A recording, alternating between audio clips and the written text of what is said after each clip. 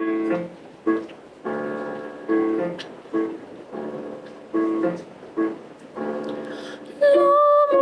est un oiseau rebelle que nul ne peut apprivoiser. Et si bien en vain qu'on l'appelle, c'est lui qu'on vient de refuser. Rien n'est fait menaçant. Bonjour Franciane Rupert, Bonjour madame. Perle Magali. Bonjour. Merci d'être venue nous rendre visite à France Antilles. Vous êtes là pour nous parler d'une épopée qui va se jouer prochainement, qui s'intitule Carmen, une épopée aux couleurs créoles. Donc ce sera le 13 et 14 décembre prochain au Ciné-Théâtre du Lamentin. Voilà. Est-ce que vous pouvez nous dire ce qui vous réunit dans le cadre de cette épopée? Moi, je suis dans cette épopée parce que c'est moi qui ai écrit le scénario à la demande de Thomas Zepanski. Pourquoi il vous a demandé à vous d'écrire ce scénario? Parce que j'avais l'habitude de lui écrire des textes en créole sur des chants, sur du classique. Parce qu'il a beaucoup d'ambition, Thomas. Il veut absolument faire connaître le classique au plus grand nombre. Donc, depuis quelque temps, il me demande de lui écrire des textes en créole sur des chants classiques, comme du Chopin, du Chevalier de Saint-Georges. Cette fois-ci, il a choisi dans Carmen les plus belles mélodies. Après avoir beaucoup cherché, j'ai trouvé que dans la période de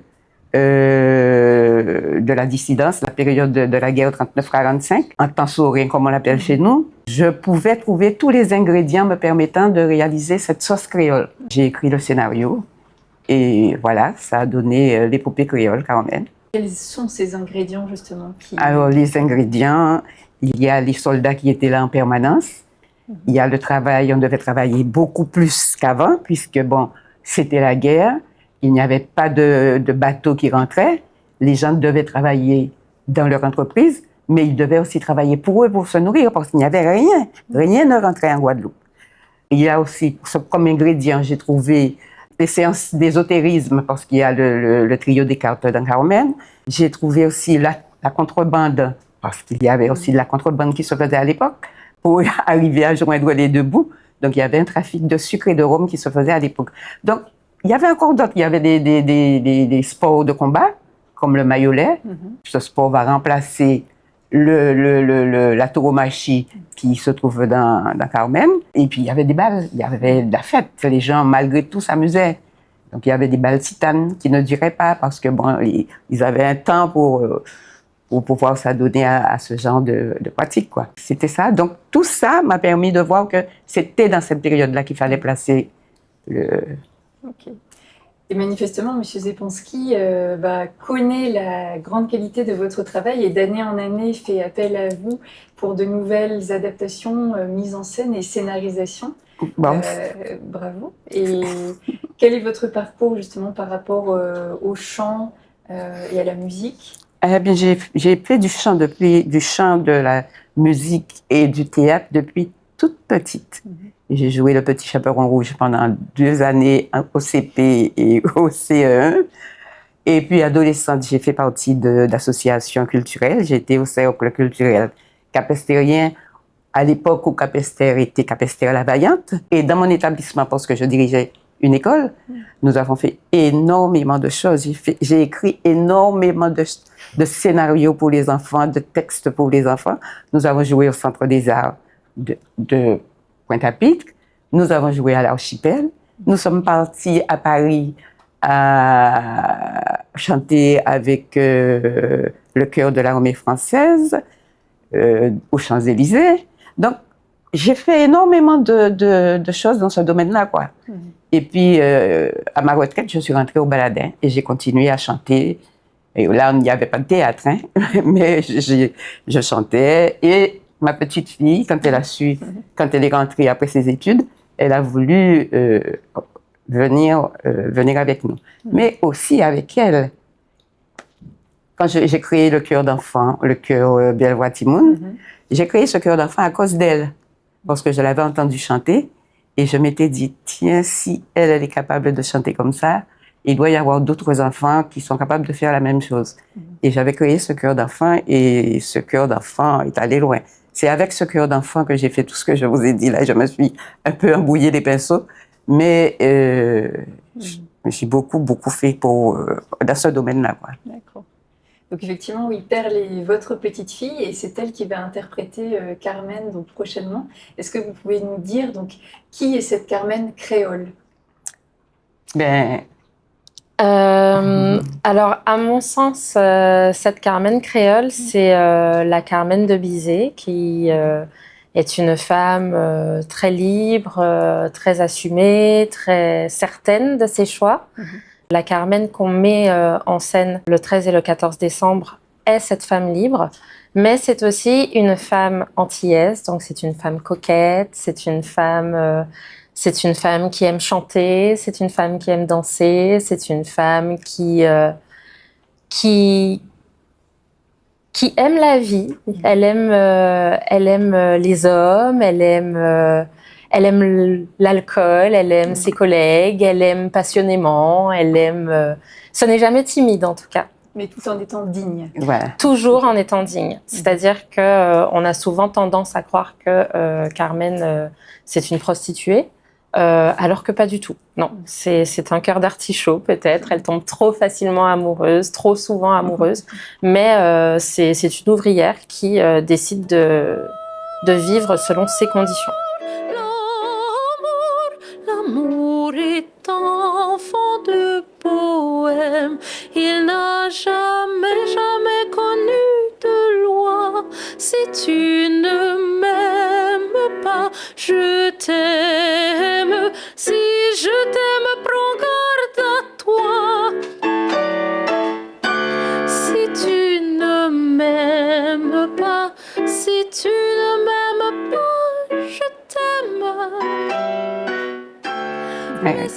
Elle veut aimer qui elle veut et quand elle veut. C'est elle qui choisit. Voilà. Toujours. Ça résonne particulièrement avec l'actualité, notre actualité. Ah oui. oui. Ah oui. Vous savez, quand la passion supplante la raison, eh bien, ça donne des drames. Et tous les drames que nous connaissons en ce moment, c'est un peu tout ça. Hein?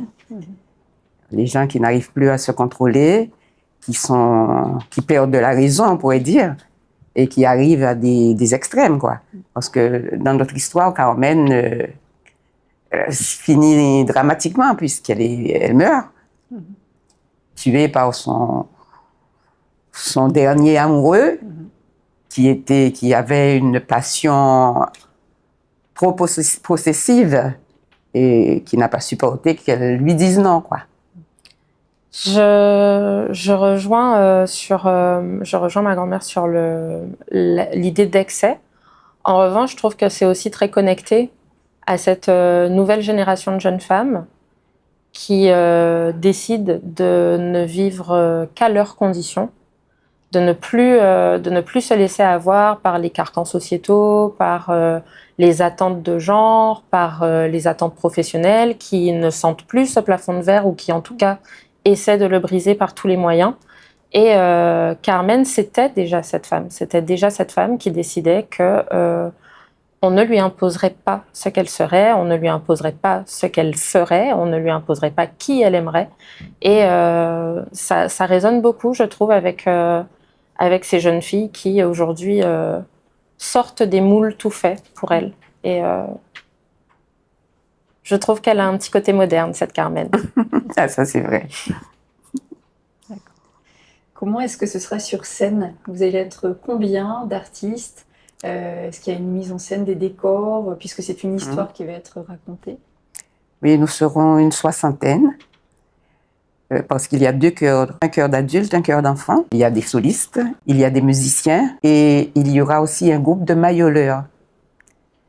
Vous nous rappelez ce que c'est? C'est une danse de combat, c'est un sport de combat qui se pratiquait à l'époque. C'est pour ça que nous avons voulu mettre cette séquence en scène, parce qu'étant donné que dans Carmen, il est question de tauromachie, de meurtre de taureaux et tout ça, ça ne se pratiquait pas chez nous. Par contre, il y aura, peut-être que je dévoile un peu trop notre pièce, il y aura un toréador qui viendra du Brésil, qui sera de passage chez nous et qui assistera justement au combat des mailloleurs. D'accord. Donc oui, une grande mise en scène, j'imagine, avec aussi des costumes. Oui. Ah oui, il y aura de beaux costumes. Quelque chose qui promet d'être assez grandiose et qui semble très attendu. Oui. On espère, on croise les doigts. Ok. Bah, je vous remercie beaucoup. Et je pense qu'on va maintenant vous écouter un petit extrait de l'épopée, si vous voulez bien. Près de la plage de l'Aiguille, chez mon ami Lila Spastia, je danserai la mazurka, boirai du punch au citron.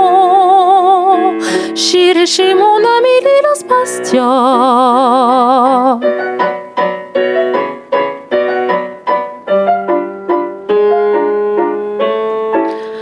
Oui, mais toute seule on s'ennuie, et les vrais plaisirs sont à deux. Donc pour me tenir compagnie, j'emmènerai mon amoureux. Mon amoureux, il est au diable, je l'ai mis à la portière. Mon pauvre cœur, très consolable, mon cœur il est comme l'air. J'ai des galants à la douzaine, mais ils ne sont pas à mon gré. Voici la fin de la semaine. Qui veut